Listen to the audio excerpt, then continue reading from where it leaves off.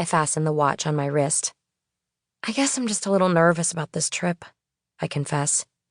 I'm not totally sure why I'm still invited. I've hardly seen Summer recently. But you guys have been BFFs forever, she says, surprised. Didn't she just give you that ridiculously expensive bag a few weeks ago? I nod, fingering the red and green stripe down the middle. It's the most expensive bag I've ever owned, and despite myself, I love it. What happened? She asks. I don't know. But I do.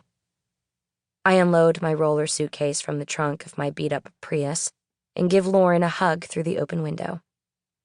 Thanks for letting me borrow your car, she says with a smile. Have fun.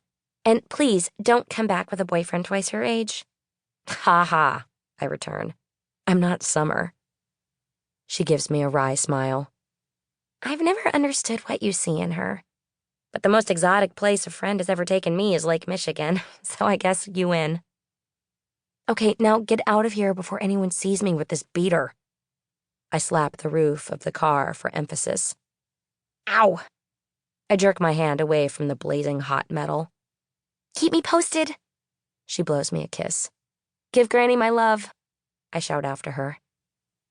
As she drives away, I feel a twinge of regret I won't be road tripping with her to see Granny perform the title role in Mame for the community theater at her new retirement condo in Lake Havasu. I blame Granny for passing on to me the acting bug, and always relish an opportunity to see her in her element. But as sad as I am to miss her in the part she was born to play, sometimes life demands that you sacrifice senior dramatics for a week on a yacht in the Mediterranean. I roll my bag past the rows of expensive cars baking in the summer sun to the 2-story stucco building that serves as the waiting room for the small private airport, and ring the buzzer. The woman on the other end politely informs me that the crew for my plane has not yet arrived, and the passenger list has not yet been published, so she can't yet let me in. I'm sorry, she says. New security measures. Check back shortly. Fantastic. I'm 3 minutes early and clearly the first to arrive. Already sweating in the impractical vintage sundress I was so excited to find at a garage sale in Beverly Hills last week.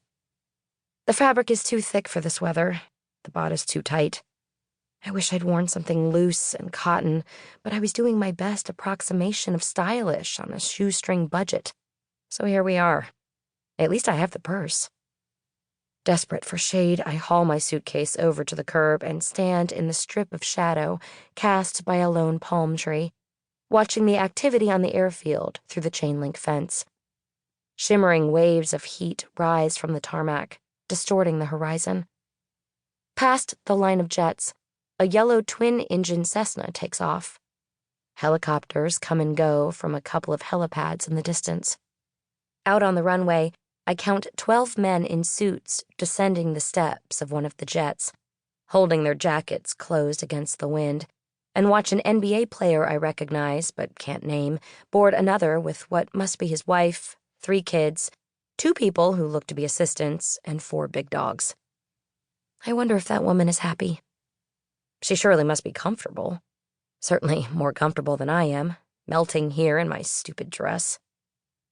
Money has never been a part of the dating equation for me, but suddenly I have to wonder, what if I'm wrong? What if love doesn't conquer all, and money can, in fact, solve all your problems?